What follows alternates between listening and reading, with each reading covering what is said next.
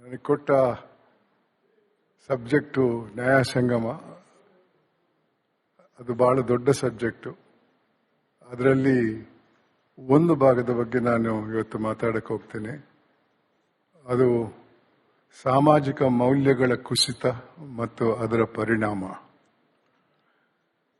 ನಾನು ಹಲವಾರು ಹುದ್ದೆಯಲ್ಲಿ ಕೆಲಸ ಮಾಡಿದಂತಹ ವ್ಯಕ್ತಿ.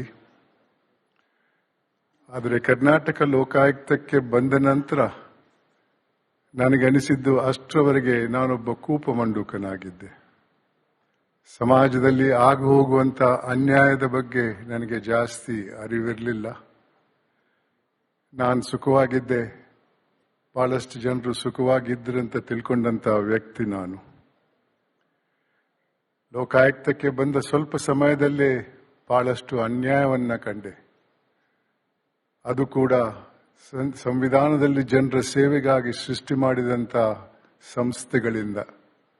ಅದು ಶಾಸಕಾಂಗವೇ ಇರಬಹುದು, ಕಾರ್ಯಾಂಗವೇ ಇರಬಹುದು, ನ್ಯಾಯಾಂಗವೇ ಇರಬಹುದು. ಇಂತಹ ಸಂಸ್ಥೆಗಳಿಂದ ಜನರಿಗಾಗದಂಥ ಅನ್ಯಾಯವನ್ನು ಬಹಳ ಹತ್ತಿರದಿಂದ ಕಂಡೆ. ಇದು ಯಾಕೆ ಈ ರೀತಿ ಆಗ್ತಾ ಇದೆ ಅಂತ ನಾನು ನನ್ನಲ್ಲೇ ಚರ್ಚೆ ಮಾಡಿದಾಗ ನನಗನಿಸಿದ್ದು, ಇದು ವ್ಯಕ್ತಿಗಳ ತಪ್ಪಲ್ಲ, ಇದು ಸಮಾಜದ ತಪ್ಪು. ನಾನು ಚಿಕ್ಕವನಾಗಿದ್ದಾಗ ಅಂಥ ಸಮಾಜದಲ್ಲಿದ್ದೆ. ಆ ಸಮಾಜ ಒಳ್ಳೆ ಕೆಲಸ ಮಾಡಿದ್ದವರನ್ನ ಗುರುತಿಸಿ ಸನ್ಮಾನಿಸ್ತಾ ಇತ್ತು, ತಪ್ಪು ಮಾಡಿದ್ದವರನ್ನ ಶಿಕ್ಷಿಸ್ತಾ ಇತ್ತು. ಅದು ಕೋರ್ಟ್ ಶಿಕ್ಷೆ ಅಲ್ಲ. ಉದಾಹರಣೆಗೆ, ನನ್ನ ಗ್ರಾಮದಲ್ಲಿ ಯಾರಾದರೂ ಜೈಲಿಗೆ ಹೋಗಿದ್ರೆ ನನ್ನ ಪೋಷಕರು ಹೇಳ್ತಾ ಇದ್ರು, ಆ ಮನೆ ಹತ್ರ ಹೋಗಬೇಡ ಅಂತ. ಅದೊಂದು ಸಮಾಜದ ಶಿಕ್ಷೆ ಆಗಿತ್ತು. ಅದು ತಪ್ಪು ಮಾಡಿದ್ದವನಿಗೆ ಮಾತ್ರ ಅಲ್ಲ, ಆತನ ಕುಟುಂಬದ ಇತರ ಸದಸ್ಯರ ಮೇಲೆ ಕೂಡ ಅದರ ಪರಿಣಾಮ ಬೀಳ್ತಾ ಇತ್ತು. ಆದ್ರಿಂದ ಜನರು ತಪ್ಪು ಮಾಡಕ್ಕೆ ಹೆದರ್ತಾ ಇದ್ರು. ಇವತ್ತು ಆ ಸಮಾಜದ ಭಾವನೆಯಲ್ಲಿ ಬದಲಾವಣೆ ಬಂದಿದೆ. ಇವತ್ತಿನ ಸಮಾಜ ಬರೀ ಶ್ರೀಮಂತಿಕೆ ಮತ್ತೆ ಅಧಿಕಾರವನ್ನ ಪೂಜಿಸುವಂತಹ ಸಮಾಜದಲ್ಲಿ ನಾವಿದ್ದೇವೆ. ಪ್ರಾಮಾಣಿಕರಿಗೆ ಯಾವುದೇ ಬೆಲೆ ಇಲ್ಲ. ಪ್ರಾಮಾಣಿಕರ ಬಗ್ಗೆ ಮಾತಾಡಿದ್ರೆ, ಬಿಡ್ರಿ ಅವನು ಹುಚ್ಚ, ಅವನು ತಿನ್ನಲ್ಲ, ಇನ್ನೊಬ್ಬನಿಗೂ ತಿನ್ನಕ್ ಬಿಡಲ್ಲ ಅನ್ನುವ ಮಾತು ಸರ್ವಸಾಧಾರಣವಾದದ್ದು. ಆ ಹಿನ್ನೆಲೆಯಲ್ಲಿ ಸಮಾಜದಲ್ಲಿ ಒಂದು ಪೈಪೋಟಿ ಶುರುವಾಗಿದೆ. ನಾನು ಶ್ರೀಮಂತನಾಗಬೇಕು, ನಾನು ದೊಡ್ಡ ಹುದ್ದೆಗೆ ಹೋಗಬೇಕು. ಶ್ರೀಮಂತನಾಗುವುದರಲ್ಲಿ ಏನು ತಪ್ಪಿಲ್ಲ, ದೊಡ್ಡ ಹುದ್ದೆಗೆ ಹೋಗುವುದರಲ್ಲಿ ಏನು ತಪ್ಪಿಲ್ಲ. ಆದರೆ ಕಾನೂನು ಚೌಕಟ್ಟಲ್ಲಿ ಇನ್ನೊಬ್ಬನ ಜೇಬಿ ಕೈ ಹಾಕಿ ಅಲ್ಲ, ಇನ್ನೊಬ್ಬನ ಹೊಟ್ಟೆ ಕಲ್ಲಾಕಿ ಅಲ್ಲ. ಅಂತ ಸಂಪತ್ತಿನಿಂದ ಎಂದೂ ಸಂತಸ ಬರಲ್ಲ. ನಾನು ನನ್ನ ವೈಯಕ್ತಿಕ ಅನುಭವದಿಂದ ನಿಮ್ಗೆ ಹೇಳ್ತಾ ಇದ್ದೇನೆ. ಬಂಧುಗಳೇ, ವಿದ್ಯಾರ್ಥಿನಿಯರೇ, ಈ ಒಂದು ಸಮಸ್ಯೆ ನಮ್ಮ ದೇಶವನ್ನ ಬಹಳ ಒಂದು ಕಷ್ಟದಲ್ಲಿ ಹಾಕಿದೆ. ಈ ದೇಶದಲ್ಲಿ ಬಹಳಷ್ಟು ಅಭಿವೃದ್ಧಿ ಆಗಿದೆ. ಆದರೆ ಎಲ್ಲಕ್ಕಿಂತಲೂ ಜಾಸ್ತಿ ಅಭಿವೃದ್ಧಿ ಆದದ್ದು ದುರಾಸೆ ಅನ್ನೋ ರೋಗ. ಈ ಪದ ಅಭಿವೃದ್ಧಿ ನಾನು ಬೇಕಂತಲೇ ಬಳಸ್ತಾ ಇದ್ದೇನೆ. ಈ ಅಭಿವೃದ್ಧಿಯ ಹಿನ್ನೆಲೆಯನ್ನು ನಾನು ಸ್ವಲ್ಪ ನಿಮ್ಮ ಮುಂದೆ ಬಿಡ ಬಯಸ್ತೇನೆ. ಇದರಲ್ಲಿ ನಾನು ಹೇಳುವಂತಹ ಸಂಖ್ಯೆಗಳು ನಾನು ಸೃಷ್ಟಿ ಮಾಡಿದ್ದಲ್ಲ.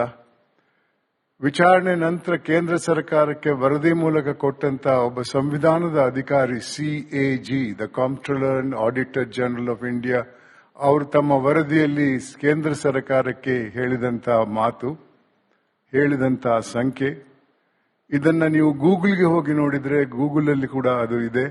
ಆದ್ರಿಂದ ಈ ಸಂಖ್ಯೆ ನಾನು ಸೃಷ್ಟಿ ಮಾಡಿದ್ದ ಅಲ್ಲ. 50ನೇ ದಶಕದಲ್ಲಿ ಸಾವಿರಾರು ಹಗರಣಗಳು ನಡೆದವು. ಅದರಲ್ಲಿ ಒಂದು ಹಗರಣದ ಮಾಹಿತಿ ನಿಮ್ಗೆ ಕೊಡ್ತೇನೆ. ಜೀಪ್ ಹಗರಣ ಅಂತ.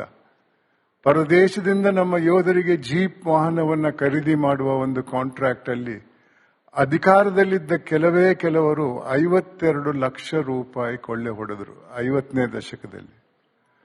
ತದನಂತರದ ದಶಕದಲ್ಲಿ ಬೋಫರ್ಸ್ ಅನ್ನೋ ಒಂದು ಹಗರಣ ಬಯಲಿಗೆ ಬಂತು. ಪರದೇಶದಿಂದ ನಮ್ಮ ಯೋಧರಿಗೆ ಆಯುಧವನ್ನ ಖರೀದಿ ಮಾಡುವ ಕಾಂಟ್ರಾಕ್ಟ್ ಅಲ್ಲಿ ಕೆಲವು ಅಧಿಕಾರದಲ್ಲಿದ್ದವರು 64 ಕೋಟಿ ರೂಪಾಯಿ ಕೊಳ್ಳೆ ಹೊಡೆದರು. ತದನಂತರದ ದಶಕದಲ್ಲಿ ಕಾಮನ್ವೆಲ್ತ್ ಗೇಮ್ಸ್ ಅನ್ನೋ ಒಂದು ಹಗರಣ ಬಯಲಿಗೆ ಬಂತು.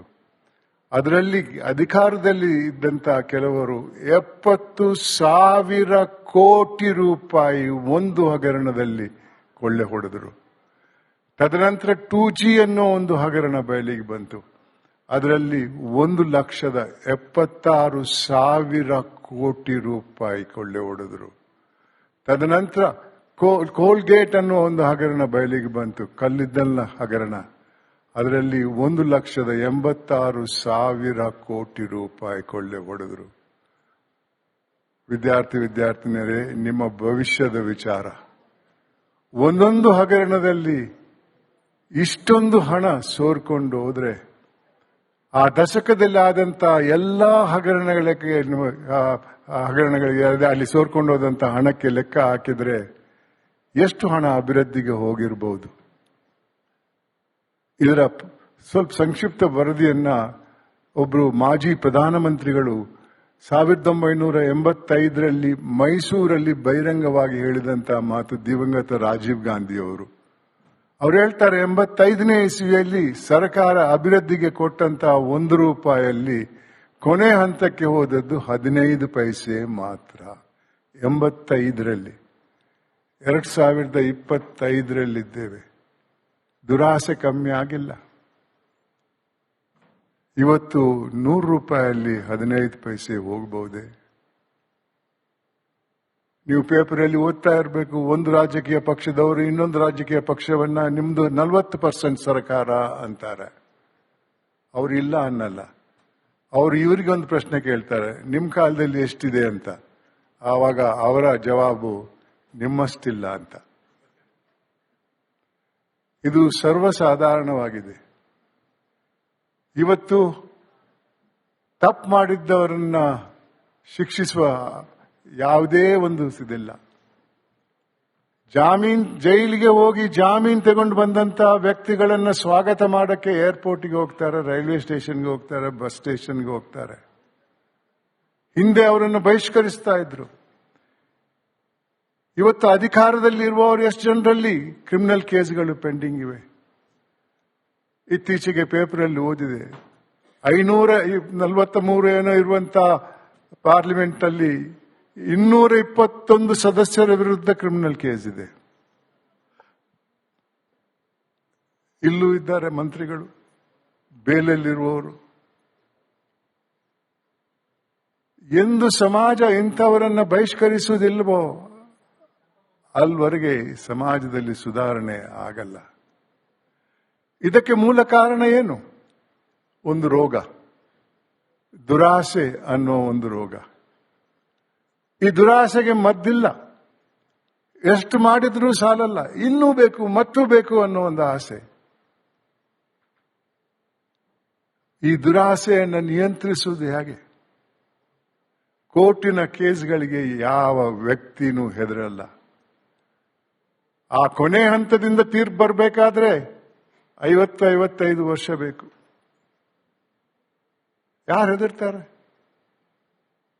ಒಂದೊಂದು ಕೋರ್ಟಲ್ಲಿ ಇವತ್ತು ಕೇಸ್ಗಳು ಮುಗಿಬೇಕಾದ್ರೆ 10-15 ವರ್ಷ ಕಮ್ಮಿಯಲ್ಲಿ ಬೇಕು. ಯಾರು ಶಿಕ್ಷೆಗೆ ಹೆದರಲ್ಲ. ನನ್ನ ಹತ್ರ ದಾಖಲೆಗಳಿವೆ. 40-45 ವರ್ಷದ ನಂತರ 3 ವರ್ಷ ಶಿಕ್ಷೆ ಆಗ್ತದೆ.